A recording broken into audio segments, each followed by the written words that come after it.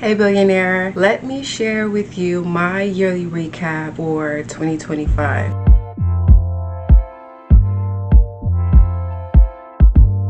Now, this video isn't going to be super hyper focused on statistics, like my subscriber count or my click-through rate, none of that, because I don't have the energy for it, quite frankly. However, this will be a recap of what I did differently in 2025 compared to 2024 and why I feel that these 5 things have helped my channel grow in a subtle way based on observational research rather than factual. Now, I'm probably doing myself a disservice by not thoroughly doing the research as far as the analytics behind my channel, but we're just not going to take a closer angle. We're just going to view it in a broader sense, and I think that's all I'm comfortable doing for this year. For the years to come, I'll probably be more analytical behind my channel, but this is going to work for me, and hopefully this makes sense. And if it does, keep watching, like, subscribe, and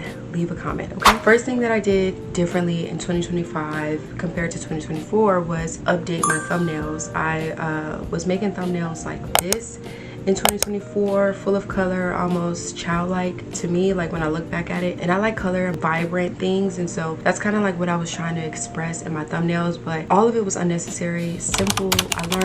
I learned in 2025 that simple, neat, and clean looks more professional, and it draws more attention rather than bold, loud colors, which looks kind of like a coloring book, if you will. I watched a video and they taught me how to make my thumbnails look a bit more polished, and I was like, okay, that makes sense, because I actually noticed instantly a difference in my viewer count based on my thumbnails because I changed them. So it's all about making your thumbnail look inviting, for one, and also your thumbnails need, your text on your thumbnails need to just captivate your audience. So any extra stuff that you put in your thumbnails just won't captivate your audience, and more than likely, even myself included, if I saw a thumbnail the way that I was making it, I would probably not click on it. Next thing that I noticed was that I get majority of my subscribers from my YouTube shorts. So when I clip my full edited videos and I make them into shorts, I noticed that my subscribers subscribe from my YouTube shorts more than they do from my full videos, and this knowledge has made me, or observation has made me, really consider the fact that people are scrolling on their phone, in the YouTube shorts tab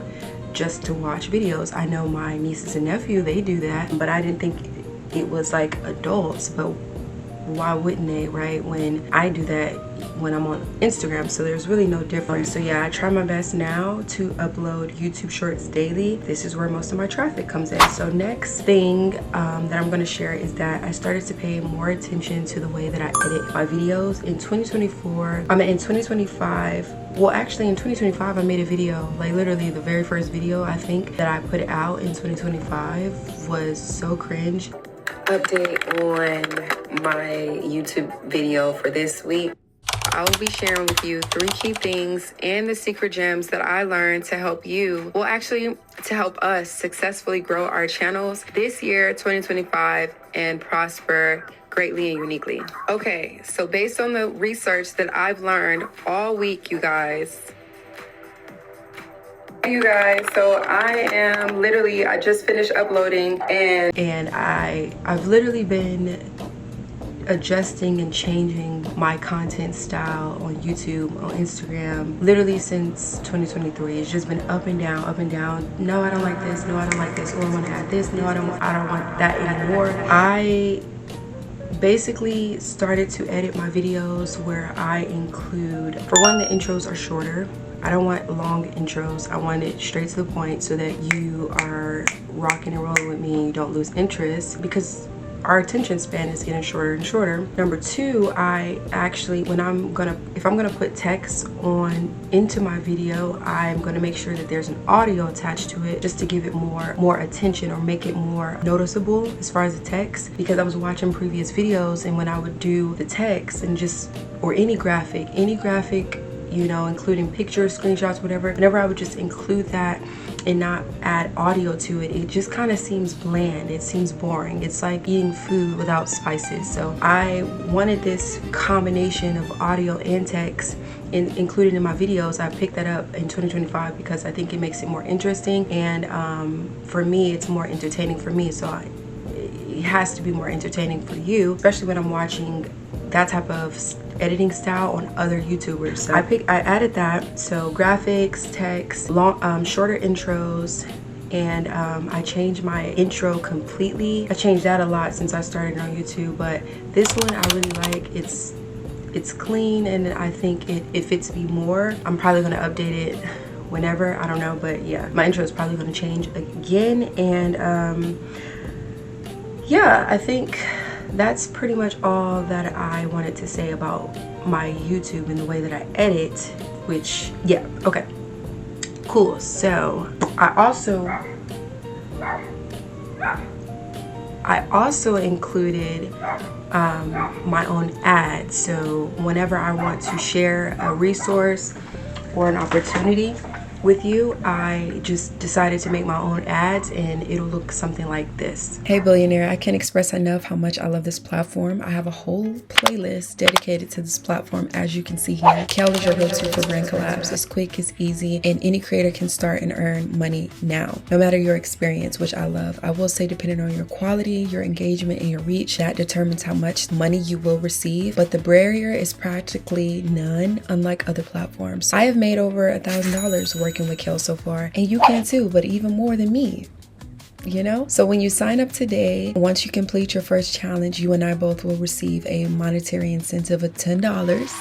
So don't miss this opportunity, family. Back to the video. Next thing that is different compared to 2024 and 2025, I'm struggling with my title still, on how to title my videos, but I am a bit more considerate when I am and meaningful when I'm trying to title my YouTube video, because I understand that it matters. Like, your thumbnail and your title goes hand in hand, and so when they work together, and when you can pair a thumbnail and a title and you can pair it perfectly, that is going to drive more engagement to your video. And so I'm starting to take that more into consideration last year, and I'm continuing that momentum in 2026. Lastly, I try my best to tie it all together, all that information that I just told you, in my description, by leaving a quick summary of what my video is going to be about, and also making sure that I have a call to action saying or inviting you to subscribe, leave comments, and like my video for engagement. All the resources or opportunities that I mentioned in my video, I leave it in the description. Plus, I already have a formatted description that I just copy and paste from each video that has other resources and opportunities that I may not mention in a video that I just want